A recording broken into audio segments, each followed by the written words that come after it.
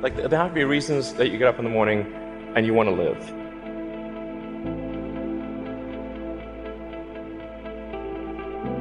Like, why do you want to live? What's the point? What inspires you? What do you love about the future? And if we're not out there, if the future does not include being out there among the stars and being a multi-planet species, I find that it's incredibly depressing if that's not the future that we're going to have.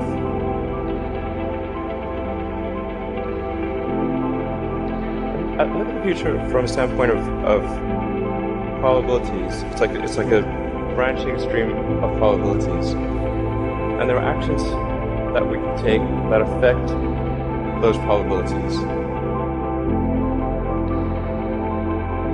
Becoming a multi-planet species in space-faring civilization, this is not inevitable.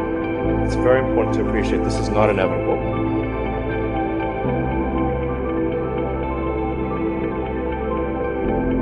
If you look at the progress in space, in 1969 we were able to send somebody to the moon.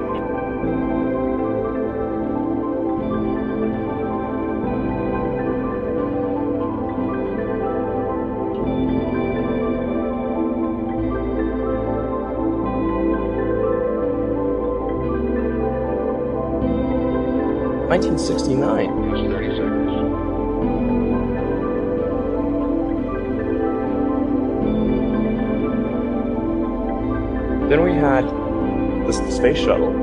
The space shuttle could only take people to low Earth orbit. Then the space shuttle retired, and the United States could take no one to orbit. So that's the trend. The trend is like down to nothing.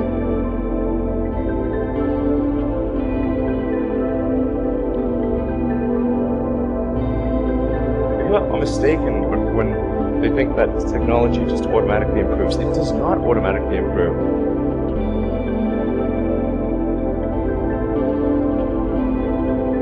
It only improves if a lot of people work very hard to make it better. By itself, degrade, actually. You look at great civilizations like ancient Egypt, and they're able to make the pyramids, and they forgot how to do that. And the Romans, they built these incredible aqueducts, they forgot how to do it.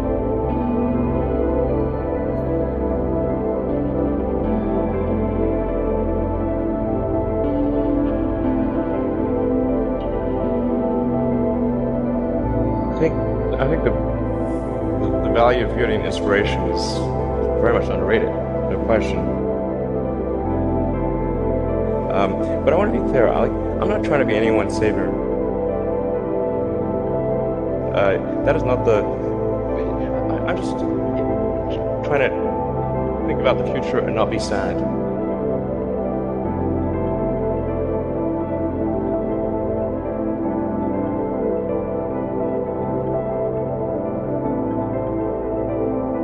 Verify range go. Range green. First stage tank pressing up. A well thought out critique of whatever you're doing is as valuable as gold. That third failure in a row. Did you think, I need to pack this in? No. Why not? I don't ever give up. I mean, I'd have to be dead or really incapacitated. 8 weeks later, Musk bet the company on another flight. We have liftoff. This time around, everything worked. Perfect. If that fourth launch hadn't worked, that would have been it. We would have not had the resources to Successful entrepreneurs probably come in all sizes, shapes, and flavors. Some of the things I've described already, I think, are very important. I think really an obsessive nature with respect to the quality of the product. Really liking what you do, whatever area that you get into. Given that even if you're the best, there's always a chance of failure. So I think it's important that you really like whatever you do. If you don't like it, life is too short.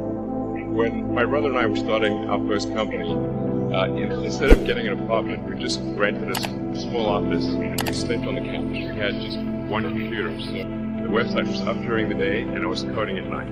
7 days a week, all the time. You just keep going. You get it. Put $90 billion, like 50 years worth of race into solar and wind, to Solyndra and Fisker and Tesla and Enter1. I mean, I had a friend who said, you don't just pick the winners and losers, you pick the losers. I'm available 24/7 to help solve issues. Call me 3 a.m. on a Sunday morning, I don't care. But his bets paid off.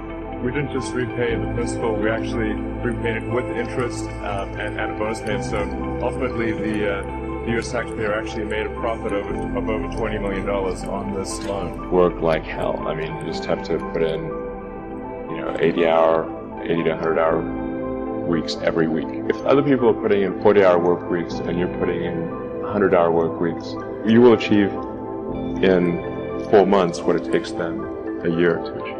A natural human tendency is wishful thinking. So a challenge for entrepreneurs is to say, well, what's the difference between really believing in your ideals and sticking to them versus pursuing some unrealistic dream that doesn't actually have merit?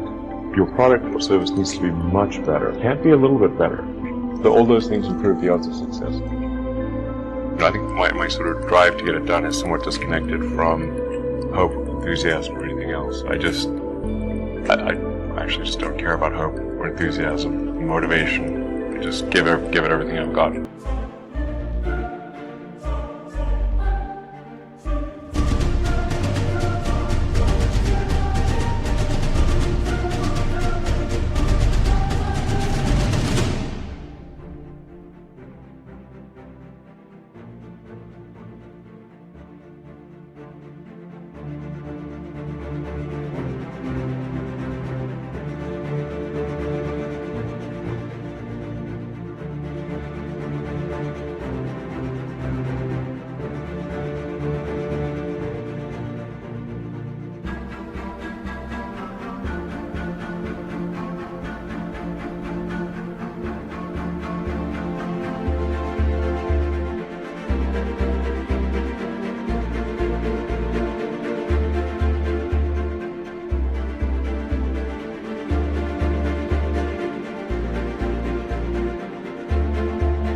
Irrespective of what the circumstances may be.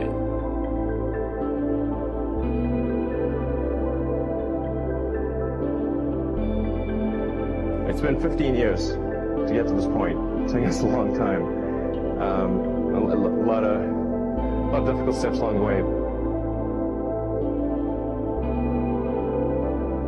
Creating a company is almost like having a child. So it's sort of like, how do you say your child should not have food? Even if it ruins you. Yeah. I remember waking up the Sunday before Christmas in 2008 and thinking to myself, man, I never thought I'd someone who could ever be capable of nervous breakdown. But I felt this is the closest I've ever come. So many people tried to talk me out of starting a road company. It was crazy. One good friend of mine collected a whole series of videos of rockets blowing up and made me watch those.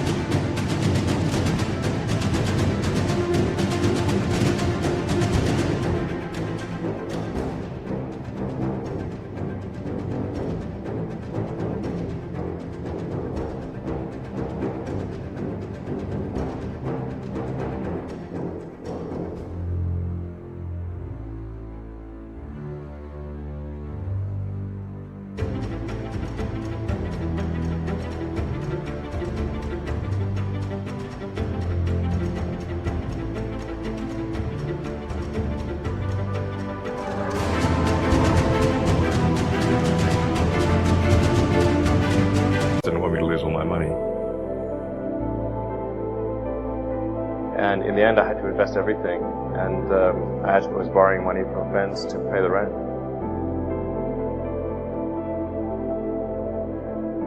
What we'd like to do is to establish a city on Mars and help make humanity a multi-planet species and a true spacefaring civilization. That's the ultimate goal.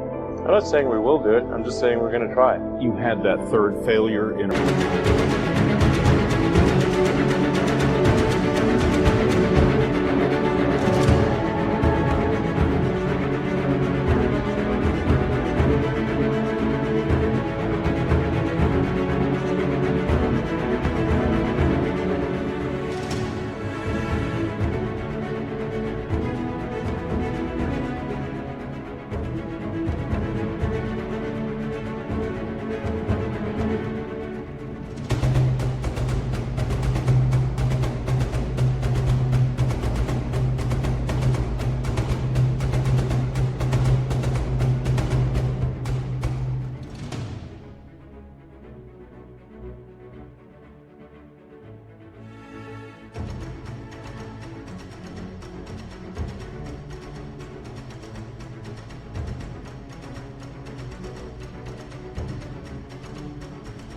row, did you think, I need to pack this in?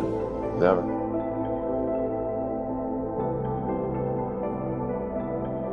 I don't ever give up. NASA called and told us that we'd won a $1.5 billion contract. If you need inspiring words, don't do it. I think wishful thinking is innate in the human brain.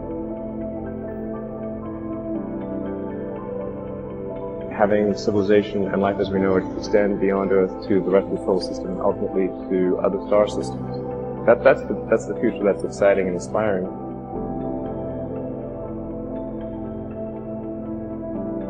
You need things like that to be glad to wake up in the morning. We're doing these things that seem unlikely to succeed, and we've been fortunate, and at least thus far they have succeeded. Life can't be just about solving problems. Like, there have to be things that are inspiring and exciting.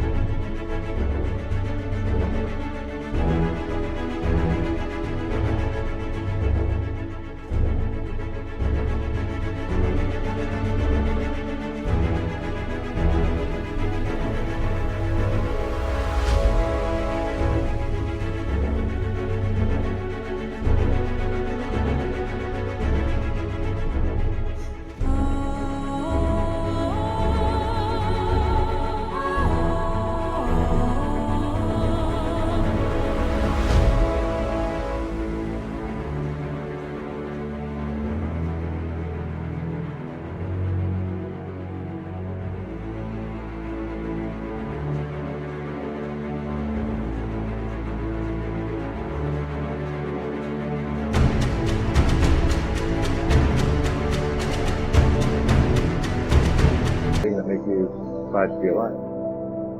Ultimately, be out there among the stars. It has actually been a very difficult journey, I have to say. Here is a path to do it, even if that path has a lot of danger associated with it, risk, and maybe it won't succeed. Why it's important, and even if the odds are that it won't succeed, it's worth trying to do it. I'm just incredibly proud of the SpaceX team for being able to achieve this incredible milestone in the history of space. SpaceX has got 5,000 people, and I get a lot of attention, but they really did the work.